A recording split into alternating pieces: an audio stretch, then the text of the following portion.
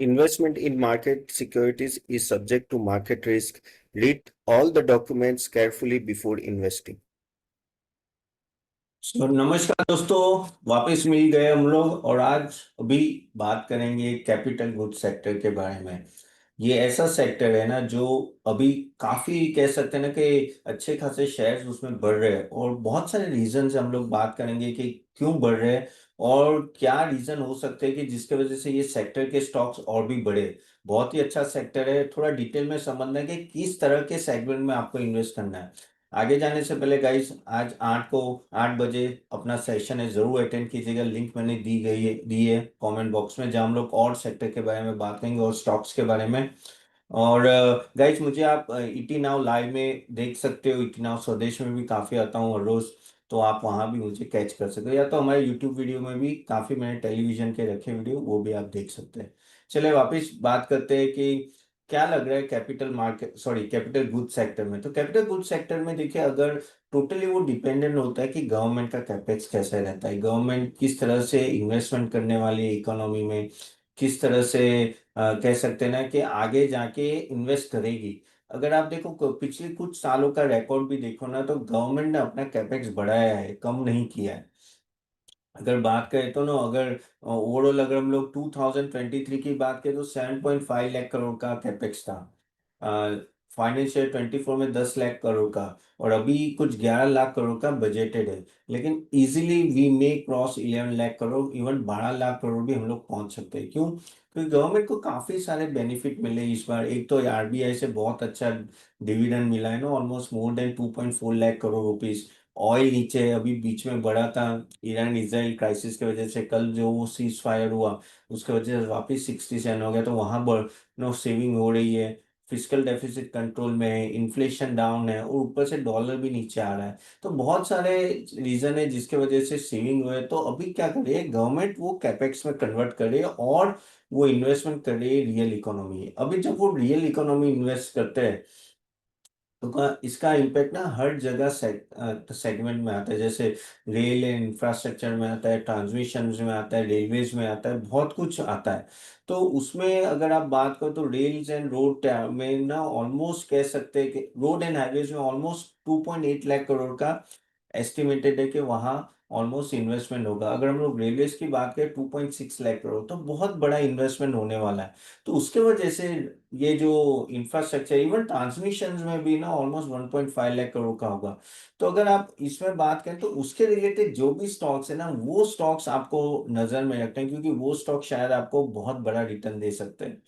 तो ओवरऑल अगर आप लोग काफी सारे स्टॉक्स है, जैसे एल है, के सी इंटरनेशनल है, सीमेंस है, एबीबी है, कमिंस है।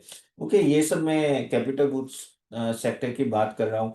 और जैसे एल तो हर जगह है ना, metro rail, high high high speed rail, highways, urban infrastructure.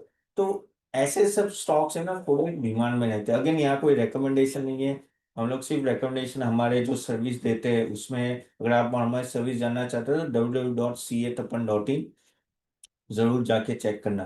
तो इवन तो आप देखिए कि हर एक सेगमेंट में बढ़ोतरी होती है, तो इन सब कंपनी को फायदा होता है। अगर हम लोग सिर्फ एल की भी ऑर्डर बुक की बात करें तो 4.75 लाख करोड़ का ऑर्डर बुक है। ओके, जो 18% से बढ़ रहा है, यानी बहुत बड़ा ऑर्डर बुक है। इवन केईसी इंटरनेशनल का भी 4900 करोड़ का ऑर्डर बुक है Q1 में। सो काफी अच्छा खासा इन्वेस्टमेंट यहाँ होता है। दूसरा, जैसे मैंने बोला कि पावर सेगमेंट में भी बहुत होगा, electric power and electric infrastructure में, और रिन्यूएबल सेक्टर में, ट्रांसमिशन और डिस्ट्रीब्यूशन। एक होता है पावर जनरेशन होता है, दूसरा होता है पावर डिस्ट्रीब्यूशन होता है। करेक्ट? तो उसमें भी ट्रांसमिशन डिस्ट्रीब्यूशन में भी बहुत बड़ा कैपेक्स आ रहा है। क्योंकि देखो जैसे जैसे इकोनॉमी बढ़ेगी, we are already fourth largest economy है वर्ल्ड की। आगे जाके और हम लोग शायद थर्ड लार्जेस्ट इकोनॉमी में भी 1-2 साल में जर्मनी को भी पीछे छोड़ देंगे। तो उसमें क्या होता है कि जैसे जैसे आपकी डिमांड बढ़ेगी, तो पावर की डिमांड भी बढ़ेगी, एनर्जी की डिमांड बढ़ेगी। तो उसमें जो सप्लायर्स होते हैं ना, उनका नो कह सकते हैं ना कि डिमांड बढ़ेगी। तो जैसे एबीबी है, सीमेंस है, केसी इंटरनेशनल है, कमिंस इंडिया है, ये सब उसमें आते हैं कि जो transformer, switch gear, EV chargers, factory automation, no power transmission line, substation है, बहुत कुछ डेवलप करके ये देते हैं। तो इन सब कंपनियों में भी आप देख सकते हो, और इनका ऑर्डर बुक भी आप देखो तो 10-15% से एनुअल ग्रोथ हो रहा है। सो प्रॉफिट मार्जिन भी अच्छा खासा बढ़ रहा है। क्यों? क्योंकि हाई ऑपरेटिंग लीवरेज हो रहा है, क्योंकि जितनी उतनी कैपेसिटी वो टोटली यूज हो रहा है। मैं तो यहाँ अहमदाबाद में हूँ, यहाँ पास में बड़ौदा है, वहाँ मोस्टली सब ये ट्रांसमिशन कंपनी सब एबीबी, सीमेंस, ऑलस्टम और नो रिलायंस, नो सब सब सभी वहाँ है। तो मुझे पता है कि किस तरह से बेसिकली इन सब में डिमांड है। ऑलमोस्ट इनकी ऑर्डर बुक 2 से 3 गुना है। उनको कैपेसिटी बढ़ानी पड़ेगी। तो और काफी सारे sectors like smart cities, no defence, health care, और वहाँ इनडायरेक्टली इन सबका डायरेक्टली बेनिफिशियरी इन सबको होता है। तो ये चीज भी देखें। इवन गवर्नमेंट एंटिटी में भेल भी आप देख सकते हो, भेल में भी काफी अच्छी तरह मूवमेंट है। तो और ये सब है ना हैवी इंडस्ट्रीज होती है। ऐसा नहीं है कि भाई रातों रात उसको कॉपी किया जाता है। बहुत R&D होती है, बहुत अच्छा खासा कैपिटल इन्वेस्टमेंट होता है। तो आपको उसका सब्स्टिट्यूट लाना इजी नहीं है, तो वो आपको थोड़ा ध्यान में रखना पड़ेगा।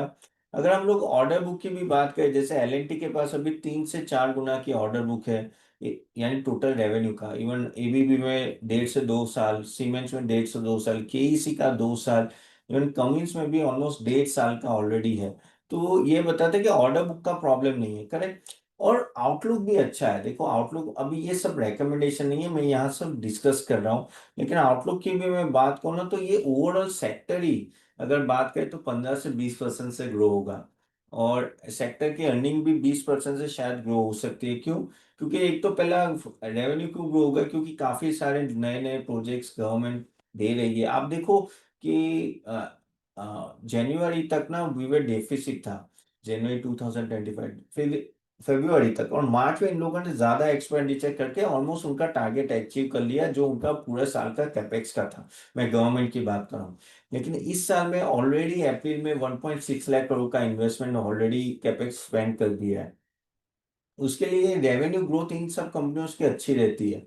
इवन ईपीएस भी अच्छा हो रहा है, क्योंकि अभी क्या होता है कि ऑपरेटिंग लीवरेज मिल रहा है। जो भी उनका जो ऑपरेशन खर्चा होता है, उसमें जो कैपेसिटी बढ़ाते हैं उसका प्रॉपरली वो यूटिलाइज कर पा रहे हैं। तो वहां भी उनको फायदा हो रहा है। ऑर्डर बुक भी 15 से 18% से ग्रो हो रही है।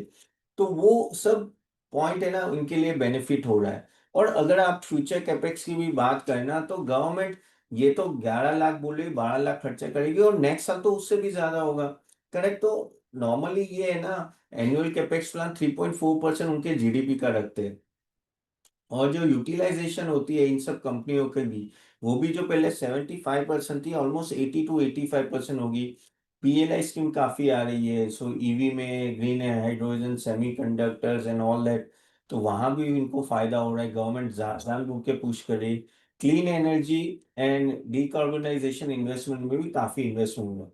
तो यहाँ आपको थोड़ा ध्यान में रखना है कि किस तरह से फ्यूचर कैपेक्स हो रहा है और किस तरह से इन्वेस्टमेंट हो रहा है। सो टोटल कैपेक्स की हम लोग अगर बात करें कि किस तरह से सेक्टर्स में होगा, तो ऑलमोस्ट ट्रांसपोर्ट इंफ्रा में कह सकते हैं कि आगे जाके भी नेक्स्ट ईयर हम लोग 5 लाख करोड़ से भी ज्यादा देख सकते हैं। पावर एंड रिन्यूएबल्स में almost 2.5 to 3 lakh crore. Okay. और ट्रांसपोर्ट में Bharatmala, DFC, urban metro expansion हो सकता है। पावर रिन्यूएबल्स में green energy corridor and all that. Manufacturing PLI scheme, और वो जो है उसमें 2 से 2.5 लाख करोड़ का electronic CV battery solar modules. Urban infra housing में भी स्मार्ट सिटीज आएगी, हाउसिंग फॉर ऑल स्कीम, वो भी 1.5 से 2 लाख करोड़ का। तो इस तरह का आप बड़ा कैपेक्स यहाँ देख सकते हो, जो आगे समय में 2026-27 में आ सकता है।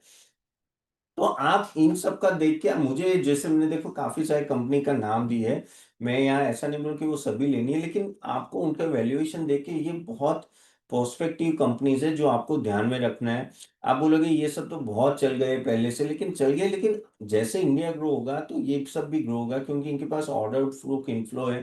थोड़ा वैल्यूएशन का आपको देखना है कि किस तरह से है। लेकिन अगर ऑर्डर बुक सही है और कैपेसिटी एक्सपेंशन कर रहे हैं, तो ये एक ऐसे पोजीशन में आते हैं जो कमांड कर सकते हैं। प्राइसिंग में भी फर्क पड़ जाता है। उनका रिस्क प्रीमियम, कहते हैं ना, पी रेशियो भी री रेटिंग होती है। क्यों होती है? क्योंकि अगर आपके पास ऑर्डर बुक है और आपके पास कैपेसिटी है, यानी आप रेवेन्यू जनरेट करते हो, प्रॉफिटेबिलिटी भी जनरेट कर रहे हो, और कमांड भी कर सकते हो प्राइसिंग पे, तो पी री रेटिंग होती है। तो पी री रेटिंग होती है ना, तो ईपीएस तो बढ़ता है, और पी री रेटिंग से ना स्टॉक और बढ़ता है।